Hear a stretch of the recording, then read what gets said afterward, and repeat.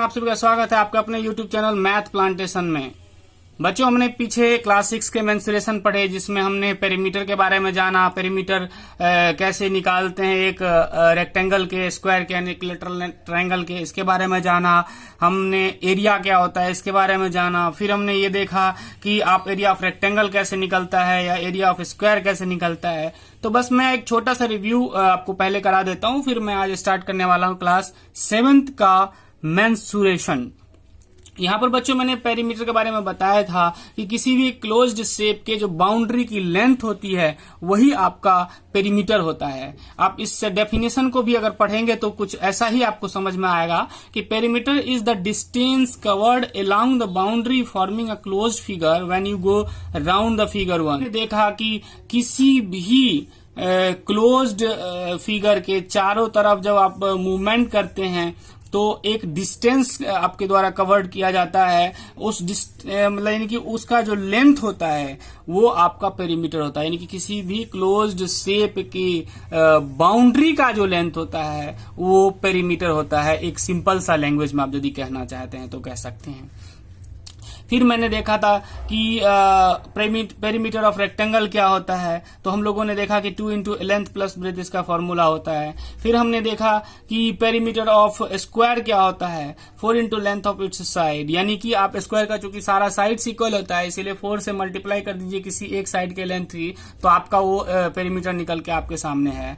फिर आगे आपने देखा कि perimeter of an equilateral triangle क्या होता है। मैंने ये भी बताया था आपको कि इक्विलैटरल ट्रायंगल के सारे साइड्स इक्वल होते हैं, इसीलिए आप 3 से किसी भी साइड्स के लेंथ को यानी कि किसी भी एक साइड के लेंथ को 3 से मल्टीप्लाई कर दीजिए तो आपको उस इक्विलैटरल ट्रायंगल का पेरीमीटर निकल जाएगा। हमने बात किया था रेगुलर क्लोज्ड फिगर क्या होता है, तो आपको ये भी बताया था कि रेगुलर क्लोज्ड फिगर में चाहे वो पेंटागन हो या हेक्सागन हो उसके सारे साइड्स जो है वो इक्वल होते हैं। तो हम देखते हैं कि क्या लिखा हुआ है। लिखा हुआ है कि figures in which all sides and angle are equal are called regular closed figures. जैसा कि मैंने बताया वही डेफिनेशन भी है इसका, उसके सारे साइड्स किसी भी शेप्स के अगर सारे साइड्स इक्वल हैं तो वो रेगुलर क्लोज्ड फिगर कहलाएगा।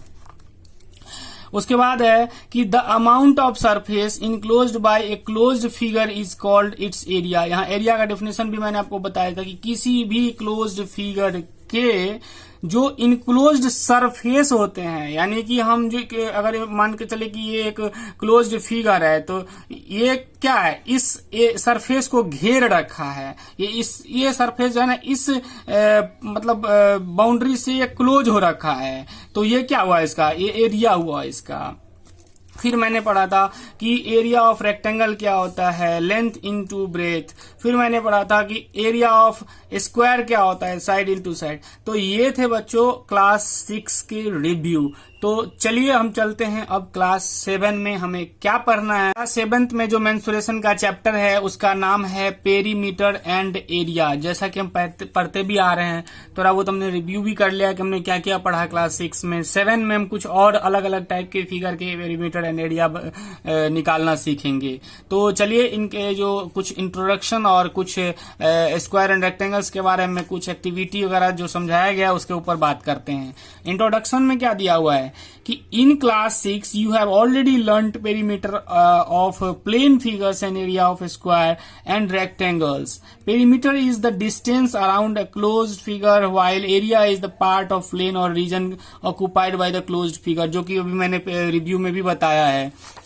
बच्चों ध्यान से पढ़ेंगे। सबसे बड़ी बात है कि अगर आप किसी भी लाइन को पढ़ें, कोई भी चैप्टर को आप बनाने बैठें, तो उसके इंट्रोडक्शन, उसमें जो आपको जो उसके जो रोल हैं चैप्टर के, वो सबको पढ़ना नहीं भूलें, उसको थोड़ा सा ध्यान से पढ़ें। आगे कहता है कि in this class you will learn about perimeter and area of a few more plane figures. अभी अभी मैंने बताया कि क्लास 7 में भी हम पेरीमीटर एंड एरिया पढ़ेंगे, लेकिन इसमें थोड़ा सा कुछ अलग अलग और भी फिगर, जैसे पीछे हमने रेक्टेंगल और उसके बाद स्क्वायर के पेरीमीटर और एरिया निकालना सीखे थे। इसमें हम पैरेललोग्राम्स के फिर आपको और भी अलग अलग फिगर्स के बारे में सीखेंगे। तो चलिए देखते हैं पहले यहाँ पर क्या दिया हुआ है।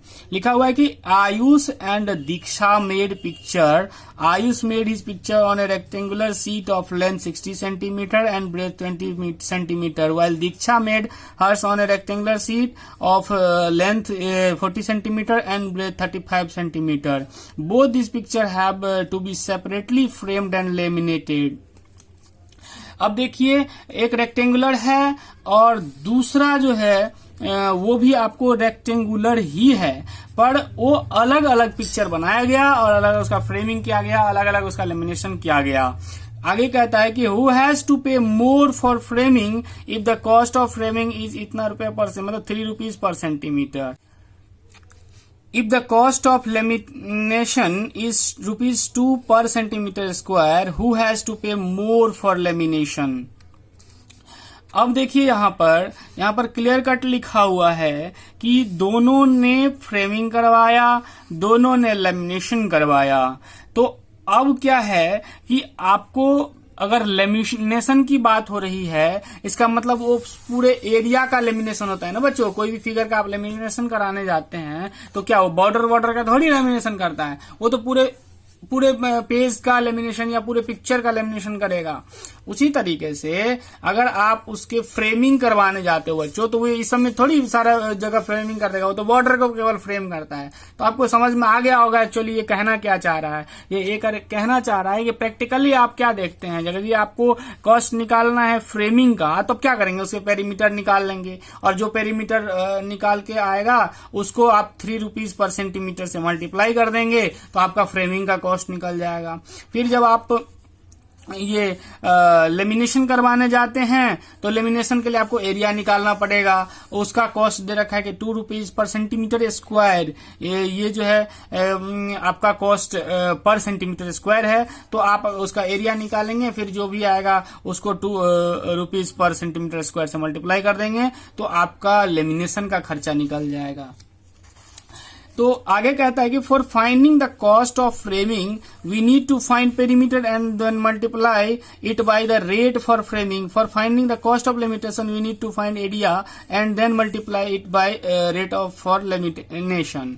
तो आप समझ गए होंगे कि मैं कहना क्या चाह रहा हूं। अभी जस्ट बताया भी है कि वही चीज ये यहाँ कह रहे हैं कि आपको कैसे किस केस में आपको इसका एरिया निकालना पड़ेगा और किस केस में आपको उसका पेरीमीटर निकालना पड़ेगा। कुछ इसमें आपको एग्जाम्पल के तौर पर दिया गया जो आपको खुद प्रैक्टिस करना है। वैसे मैं आपको चूंकि प्रैक्टिस कराने आया हूं इसलिए मैं आपको बताऊंगा, बाकी आप खुद भी अंडरस्टैंडिंग बढ़ाएं, थोड़ा सा समझें इस चीज को। यहाँ लिखा हुआ है कि what would you need to find area or perimeter to answer the following. इसमें आपको केस दिया गया है, इसमें आपको फाइंड करना है कि आपको एरिया की जरूरत है या पेरीमीटर की। क्योंकि बच्चे खासकर आपको जब नॉर्मली पेरीमीटर और एरिया का चर्चा नहीं किया रहता है क्वेश्चन में, तो आपको अंडरस्टैंडिंग बढ़ाने की जरूरत पड़ जाती है। आपको अंडरस्टैंडिंग बढ़ेगी तभी आप ये फाइंड कर पाएंगे कि इस क्वेश्चन में हमें एरिया निकालना है या पेरीमीटर निकालना है। खासकर बच्चों का ये प्रॉब्लम रहता भी है कि अब हमें एक्चुअली इस क्वेश्चन में पेरीमीटर निकालना है, एरिया निकालना है। तो थोड़ा सा उसके लिए आपको अंडरस्टैंडिंग बढ़ानी पड़ेगी कि जैसे कि मैंने यहाँ पर लेमिनेशन का और ये फ्रेमिंग का एग्जांपल लिया था, तो यहाँ पर अंडरस्टैंडिंग है कि भाई फ्रेमिंग तो बॉर्डर का होता है तो इसलिए पेरीमीटर चाहिए होगी, लेमिनेशन तो पूरे आपको पेज या पिक्चर का होता है, इसीलिए आपको जो है उसका आपको एरिया निकालना पड़ेगा। तो यहाँ कुछ ऐसे ही केसेस के चर्चा किए गए हैं जिसके बारे में आपको देखना है। लिखा हुआ है कि how much space does a black board occupy. अब ब्लैक बोर्ड पूरा कितना स्पेस लेगा इसकी बात हो रही है ना बच्चे। तो अब जैसे ही ये ब्लैक बोर्ड है सपोज करो, तो ये ब्लैक बोर्ड ये कहीं रखोगे तो आप इतना सारा स्पेस तो लेगा वो, इसका मतलब आप उसको एरिया निकालने की बात हो रही है इसमें। अगला है केस कि what is the length of a wire required to fence a rectangular flower bed. अब एक फ्लावर बेड है उसको फेंसिंग कराना है, घेराव करना है, तो चारों बॉर्डर की लेंथ के बारे में चर्चा कर रहा है ना कि लेंथ ऑफ वायर कितना लगेगा। इसका मतलब आपको पेरीमीटर की चर्चा कर रहे हो। फिर अगला है कि what distance should you cover by taking 2 rounds of A triangular park. अब कोई ट्रायंगुलर पार्क है उसमें आपको 2 राउंड आपने चक्कर लगाया, तो क्या डिस्टेंस आप कवर करोगे, यानी कि उस पार्क के पेरीमीटर की चर्चा हो रही है, डिस्टेंस कवर करने की चर्चा हो रही है। तो यहाँ भी पेरीमीटर आपको निकालना होगा इस केस में। अब कहता है कि how much plastic sheet do you need to cover a rectangular swimming pool. अब एक रेक्टेंगुलर स्विमिंग पूल है, अब इसमें छोटे छोटे कितने सीट लगेंगे जिसको से फुल कवर हो जाएगा। सपोज करो जो भी कुछ अपना सीट का लेंथ हो, उसके यहाँ उसका बहस नहीं है, मेन है कि आपको इसको कवर करने के लिए आपको कितने सीट लगेंगे, हाउ मच प्लास्टिक सीट। तो अब इसका क्या है, इस कंडीशन में क्या है कि आपको एरिया फाइंड करना पड़ेगा, तभी तो आप निकाल पाएंगे कि इस पूरे एरिया को ढकने के लिए कितने प्लास्टिक सीट की जरूरत पड़ेगी। तो यही चीज है, इसमें आपको एरिया फाइंड करना पड़ेगा। तो इस तरीके से आपने देखा कि किस टाइप के केस में अंडरस्टैंडिंग बढ़ा करके आप ये देख सकते हैं कि किसमें पेरीमीटर चाहिए होगी और किसमें एरिया चाहिए होगा। अब आगे देखो, डू यू रिमेम्बर, आपसे पूछा जा रहा है, आपको याद है कि perimeter of A rectangular polygon number of sides into number of one side. यहाँ पर रेगुलर पॉलीगॉन यानी कि रेगुलर क्लोज्ड फिगर की बात हो रही है बच्चे। तो यहाँ पर चाहे वो आपको पेंटागन हो, हेक्सागन हो या कुछ भी हो, तो उसमें क्या देखा था आपने कि जो टोटल नंबर ऑफ साइड जितने हैं और उसके एक साइड की लेंथ जितनी है उससे मल्टीप्लाई कर दीजिए, क्योंकि आपको उसका सारा साइड इक्वल होता है। तो किसी भी एक साइड से नंबर ऑफ साइड में मल्टीप्लाई कर दीजिए, उसका पेरीमीटर निकल के सामने आ जाएगा। पेरीमीटर ऑफ स्क्वायर में सारे साइड इक्वल होते हैं इसलिए, और 4 साइड होते हैं इसलिए 4 इंटू एक साइड का लेंथ जो भी होगा उससे मल्टीप्लाई कर दीजिए, 4 इंटू साइड उसका एग्जांपल हो जाएगा, फॉर्मूला हो जाएगा पेरीमीटर ऑफ स्क्वायर का। इसी तरीके से आपने पीछे ये भी पढ़ा था कि पेरीमीटर ऑफ रेक्टेंगल क्या होता है, 2 इंटू लेंथ प्लस ब्रेथ होता है। फिर एरिया ऑफ रेक्टेंगल क्या होता है, L इंटू बी होता है। एरिया ऑफ स्क्वायर क्या होता है, साइड इंटू साइड होता है। ये आपने पहले भी पढ़ा हुआ है, तो इसमें ज्यादा जोर डालने की जरूरत नहीं है। आगे देखते हैं, कहता है कि अब जरा इस फिगर को जरा गौर से देखना बच्चे। 11.1, 11.2 और 11.3 इसी के बारे में आपको चर्चा किया गया है। मैं बारी बारी से आपको बताऊंगा इस फिगर के बारे में, जैसे जहां जो जरूरत पड़ेगी वो मैं आपको समझाऊंगा। यहाँ कहता है कि Tania needed a square of side 4 centimetre for completing a collage.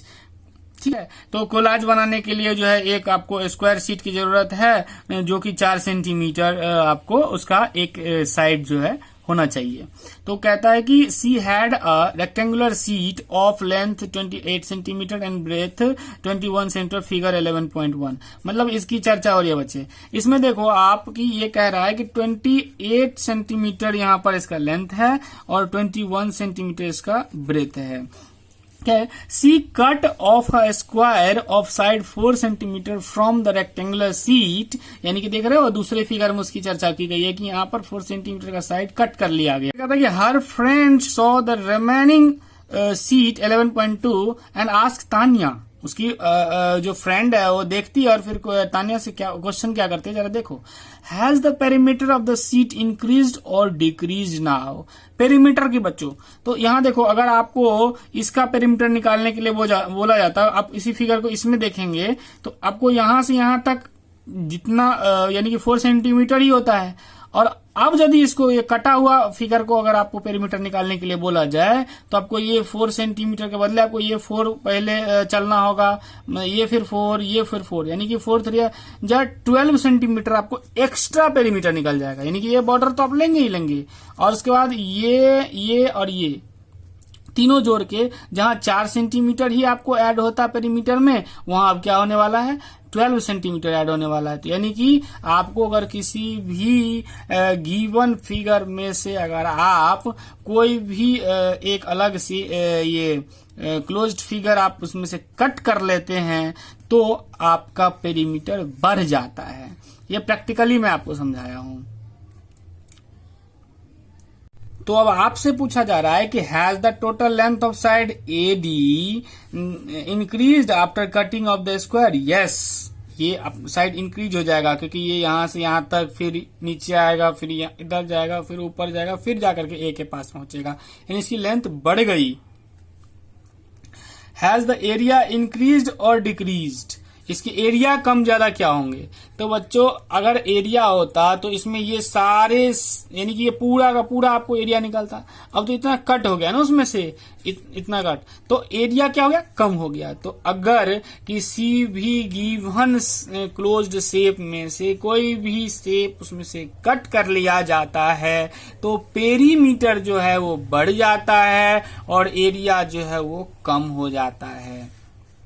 आगे कहता है कि Tania cuts of 1 more square from the opposite side. अब इधर से भी एक काट लिया, अब ऑब्वियसली इसका भी लेंथ बढ़ गया आपको। तो यानी कि आप देख रहे हैं कि फिगर कट होने से जो है इसका पेरीमीटर बढ़ जाता है और एरिया छोटा हो जाता है। अब देखो, so what can we infer from this? It is clear that the increase of perimeter need not lead in increase in area. अगर पेरीमीटर इंक्रीज होगा तो एरिया भी इंक्रीज होगा, ऐसा कोई जरूरी नहीं है।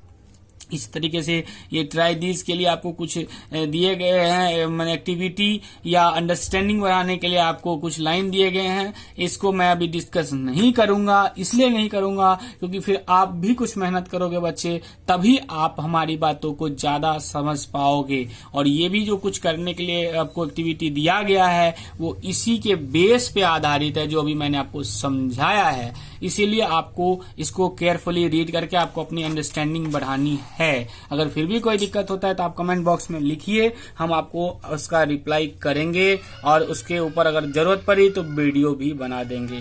चलिए अब हम कुछ एग्जाम्पल को लेकर के बात करते हैं। एग्जाम्पल नंबर 1 क्या कहता है जरा समझें। कहता है कि a door frame of dimension 3 metre into 2 metre is fixed one on the wall of dimension 10 metre into 10 metre. यानी कि क्या कि आपका एक डोर फ्रेम जो है, मतलब देख रहे होंगे ये फिगर, इस फिगर की बात कर लेते हैं। ये फिगर इसी से रिलेटेड है 11.4। इसमें आपका इस मतलब डोर का जो है डायमेंशन दे रखा है 3 मीटर एंड 2 मीटर, यानी कि 3 मीटर एंड 2 मीटर, जो कि किस पर फिक्स है? एक वॉल का डायमेंशन जो कि स्क्वायर शेप में है, 10 मीटर का वॉल है लेंथ में और 10 मीटर का विड्थ है। यानी कि एक वॉल का भी डायमेंशन आपको दे रखा है। उसके ऊपर आपको भाई किसी भी गेट को, यानी कि किसी भी डोर फ्रेम को आप कहाँ फिक्स करेंगे? एक वॉल में ही तो फिक्स किया जाता है। तो आपका इसमें यहाँ डोर फ्रेम का जो है डायमेंशन दे रखा है और आपका वॉल का डायमेंशन दे रखा है। और आप आगे क्वेश्चन आपसे ये पूछा जा रहा है कि find the total labour charge for painting the wall if the labour charge for painting is 1 metre square of the walls is ₹2.5। यानी कि आपको अगर इसकी पेंटिंग करवानी हो तो क्या कह रहा है कि find the total labour charge for painting the wall को पेंट कराना है। यहाँ पर डोर फ्रेम की चर्चा नहीं हो रही है। इसीलिए जब भी वो आपको इसका पेंटिंग का कॉस्ट निकालेंगे तो टोटल वॉल के जो है एरिया में से आप जो है ये डोर के एरिया को लेस कर देंगे और उसके बाद जो रिमेनिंग पार्ट का एरिया निकलेगा उसको आप कॉस्टिंग से, यानी कि 1 मीटर स्क्वायर का क्या कॉस्ट है उसे मल्टीप्लाई कर देंगे तो आपका ये वॉल पेंटिंग का कॉस्ट निकल के सामने आ जाएगा। तो देखते हैं क्या किया है इन्होंने। Painting of the wall has to be done excluding the area of the door. मैंने क्या बोला आपको कि आपको डोर को तो हटा के बात करना होगा ना, क्योंकि आप पेंटिंग तो वॉल का कराने जा रहे हैं, डोर का तो पेंटिंग अभी चर्चा नहीं है क्वेश्चन में। तो एरिया ऑफ द डोर क्या होगा? Length into breadth. क्यों? क्योंकि डोर तो आपको रेक्टेंगुलर शेप में है, इसके मतलब डायमेंशन डिफरेंट हैं। तो 3 मीटर 2 मीटर का डायमेंशन है, इसीलिए इसका एरिया निकल जाएगा 6 मीटर स्क्वायर। अब मैंने क्या बोला, वॉल का एरिया निकालना पड़ेगा आपको। तो area of wall including door, पहले तो आप इंक्लूडिंग डोर की बात करेंगे ना, क्योंकि आपको तो यहां से यहां तक 10 मीटर है ना बच्चे, यानी कि इसके सारे साइड इक्वल है। 10 मीटर का डायमेंशन है आपका वॉल का, इसीलिए side into side 10 metre into 10 metre 100 metre square. अब क्या है कि आपको area of wall excluding door निकालना पड़ेगा। तो 100 मीटर स्क्वायर आपका टोटल वॉल का एरिया था, उसमें से आप लेस कर दीजिए डोर का एरिया, तो आपको 94 मीटर स्क्वायर रिमेनिंग पार्ट्स निकल जाएगा आपको। फिर आपको टोटल लेबर चार्ज क्या होगा? मैंने बोला था कि जो भी आपको रिमेनिंग पार्ट का एरिया निकलेगा उसको आप कॉस्ट पर मीटर स्क्वायर से मल्टीप्लाई कर देंगे और आपका कॉस्टिंग निकल जाएगा। इसी तरीके से एग्जाम्पल नंबर 2 को देखिए, यहां पर दिया हुआ है कि the area of A rectangular seat is 500 centimetre square. यानी कि आपको एक रेक्टेंगुलर सीट का जो है मतलब ये एरिया दे रखा है। तो आप एक फिगर बना लीजिए, मैंने पहले ही बता रखा है, अगर दिया हुआ है तो ठीक है, नहीं तो आपको फिगर बना करके ज्यादा इजी वे में समझ में आएगा। यहाँ पर इसका एरिया दे रखा है 500 सेंटीमीटर स्क्वायर।